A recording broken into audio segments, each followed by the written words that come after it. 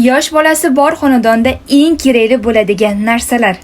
Birinchisi, bunaqa termometrdan ko'ra bunaqa termometr qulayroq. Ancha vaqtgacha kutib o'tirmaysizlar, bolangiz haroratini bittada o'lchab beradi. Ikkinchisi, hozirgi issiq kunda eng kerakli bo'ladigan mazlardan bittasi farzandingizni issiqlik, har xil toshmalar, ugrilar chiqqanda bittada yo'qotib beradigan super mazlardan biri. Uchinchisi, farzandingiz tirnog'ini qaychida olgandan ko'ra mana shunaqa tirnoq oladigan mashinkalar anchagina xavfsizroq. To'rtinchisi, farzandingiz yotadigan joyda xonani haroratini o'lchab beradigan gradusnik albatta kerak. Xonani harorati isib ham, sovib ham ketmasligi kerak. 25 gradusdan 27 gradusgacha bo'lib turishi kerak. Eng oxirgisi va eng kerakli narsalardan biri bu taglik hisoblanadi. Eng zo'r taglik bu Mama's Night tagliklari. Nimaga aynan Mama's Night tagliklari deysizmi? Chunki bu issiqda havo o'tkazadigan, allergiya bermaydigan, popachasini pishirib qo'ymaydigan va eng zo'r tarafi yonlaridan oqib ketmaydigan eng zo'r tagliklardan biri. Bu taglikda ishlatsangiz boshqa tagliklarga umuman qaramay qo'yasiz. Video yoqqan bo'lsa like bosib, menga podpiska bo'lib qo'yishni unutmang. Shu kabi foydali videolarni mani profilimdan topasiz.